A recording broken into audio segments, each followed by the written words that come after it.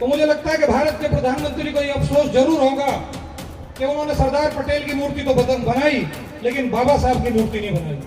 अगले साल जब वहां हैदराबाद में मेला लगेगा, इस देश के 90 करोड़ 100 करोड़ लोग जब हैदराबाद जाना शुरू करेंगे, तो इस देश की मनोवादी शक्तियों को ये पता लगेगा कि उनको बाबा साहब की प्रतिमा पहले लगानी चाहिए।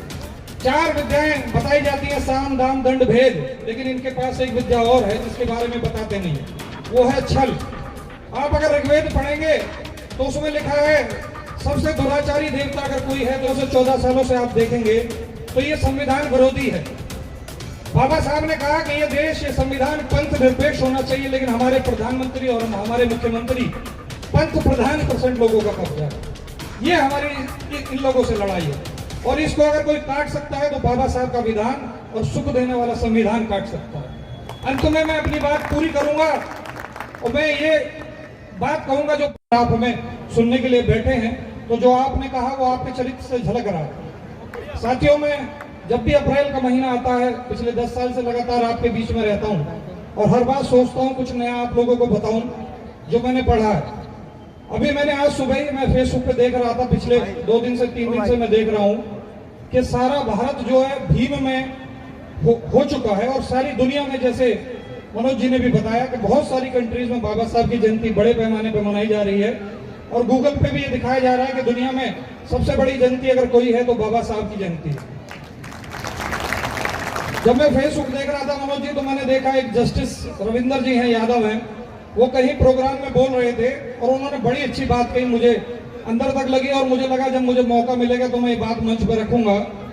उन्होंने कहा कि हमें राम राज नहीं चाहिए, हमें भीम राज चाहिए। देखिए, राम राज क्या है?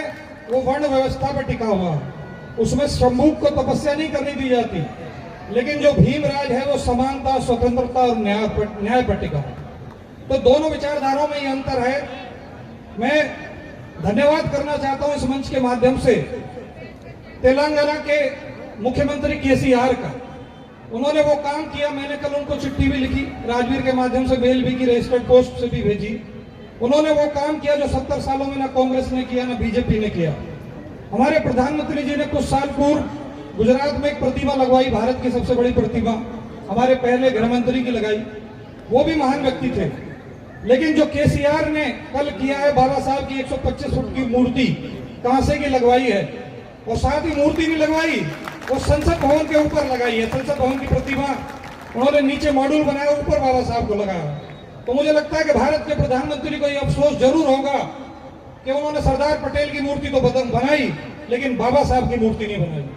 अगले साल जब वहां हैदराबाद में मेला लगेगा, इस देश के 90 करोड़ 100 करोड़ लोग जब हैदराबाद जाना शुरू करेंगे, तो इस देश की मनोवादी शक्तियों को ये पता लगेगा कि उनको बाबा साहब की प्रतिमा पहले लगानी चाहिए।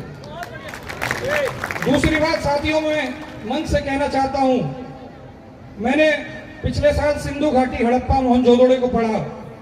बहुत से जो इतिहास के छात्र हैं, जो बच्चे हैं, मनोज जी होंगे या इस मंच में बहुत लोग होंगे, वो जानते होंगे बाबा साहब के समय में एक रिसर्च डीएनए टेस्ट नहीं आई थी, लेकिन आज आपके पास डीएनए टेस्ट है। और वो डीएनए टेस्ट क्या कहता है कि इस देश के 90% लोगों का जो डीएनए है वो लगभग नजदीक है, लेकिन इस देश में जो 5% लोग हैं उनके डीएनए में कजाकिस्तान और ईरान का डीएनए है। कजाकिस्तान के जो स्टेप लोग थे उनका डीएनए आज भी 18% उन लोगों में है। तो ये जो लड़ाई आज से 4000 साल पहले सिंधु घाटी में शुरू हुई, और जो सिंधु घाटी सभ्यता के मूल लोग थे उनके बारे में आप जान लीजिए। सिंधु घाटी की सभ्यता वो सभ्यता थी जहां 3 मंजिले मकान थे, जहां पब्लिक स्विमिंग पूल था, और जिनके पास ड्रेनेज और सीवेज की ऐसी व्यवस्था थी जो आज भी गांवों में, गलियों में, मोहल्लों में नहीं है। उनके पास पब्लिक टॉयलेट थे, घर में टॉयलेट थे जो इंग्लिश सीट आप देखते हैं, और उनके पास ये पद्धति थी कि नहरों का पानी रोककर उसे घरों में वो लाते थे।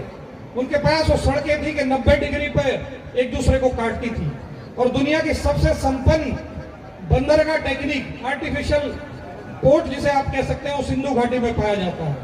मैं सारी बातें आपको इसलिए बता रहा हूं कि जो सिंधु घाटी की सभ्यता थी वो आप लोगों की सभ्यता थी। बाबा साहब ने कहा है कि जो कौम अपना इतिहास नहीं जानती वो इतिहास नहीं बना सकती। आपका इतिहास वो इतिहास था, आप इस देश के मूल निवासी, इस देश के शासक थे। लेकिन इन मनोवादियों ने षड्यंत्र कर कर 4 विद्याएं बताई जाती हैं, साम दाम दंड भेद, लेकिन इनके पास एक विद्या और है जिसके बारे में बताते नहीं, वो है छल। आप अगर ऋग्वेद पढ़ेंगे तो उसमें लिखा है सबसे दुराचारी देवता अगर कोई है तो इंद्र है, और उसकी ऋग्वेद में 25% श्लोक ऐसे हैं जो इंद्र की स्तुति करते हैं। और इंद्र को मानने वाले इन छली कपटी मनोवादी लोगों ने आपके देश पे शासन किया, धोखे से आपको पराजित किया। जब आप सिंधु घाटी में खोज करते हैं तो उसमें बैलों की प्रतिमाएं मिलती हैं, उसमें प्रकृति देवी की प्रतिमा मिलती है, उसमें कहीं घोड़ा नहीं मिलेगा, यज्ञ नहीं मिलेगा। वहां जो संस्कार होता था वो दफनाया जाता था, वो जलाया नहीं जाता था। तो इस देश में जब अंग्रेज आए और उन्होंने 2 रेजिमेंट बनाई, चमार रेजिमेंट बनाई, अहीर रेजिमेंट बनाई, महा रेजिमेंट बनाई, तो मनोज जी जो चमार रेजिमेंट बनाई उसका प्रतीक अगर आप देखेंगे तो उसका प्रतीक है बैल। अंग्रेज इस बात को जानता था कि ये जो इस देश के दलित हैं, पिछड़े हैं या शोषित हैं, ट्राइबल हैं। अच्छा शॉर्ट कर दूं? ठीक है, मैं शॉर्ट कर देता हूँ, बात लंबी। तो बैल जो कहां से लिया, उन्होंने सिंधु घाटी से लिया, और ये आपने सिद्ध किया। बाबा साहब ने जो गोरेगांव में स्मारक बनाया, 500 लोगों ने 25,000 को हराया। तो आपका जो डीएनए है, मैं संक्षिप्त में यही कहूंगा कि आप अपने को पहचाने, आप सभी शेरों की संतान हैं और शासक बनने लायक हैं। बस इतना और कहूंगा, जो आज सरकार है पिछले 9 सालों से 14 सालों से आप देखेंगे तो ये संविधान विरोधी है। बाबा साहब ने कहा कि ये देश, ये संविधान पंथ निरपेक्ष होना चाहिए, लेकिन हमारे प्रधानमंत्री और हमारे मुख्यमंत्री पंथ प्रधान की बात करते हैं। बाबा साहब ने कहा कि स्वतंत्रता और समानता होनी चाहिए, तो स्वतंत्रता इतनी है कि पक्षी पारस तक को इन्होंने चिड़ियाघर में कैद कर दिया।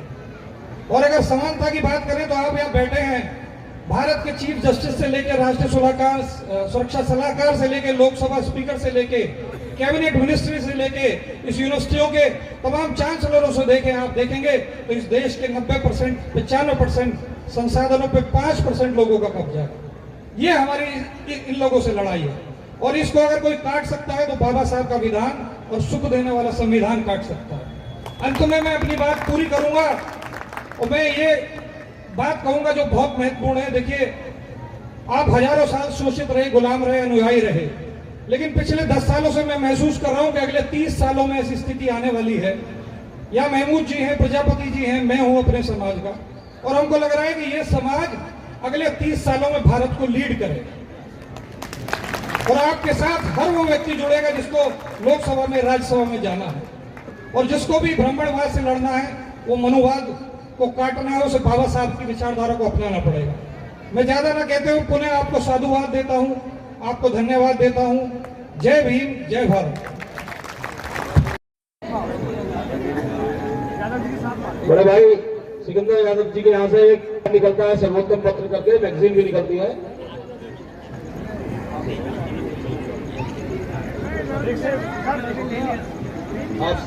आप सभी को सबसे पहले जय भीम। एक बेटी है कला में, प्राइमरी विभाग से, अंशिका, 5th क्लास, स्कूल का नाम है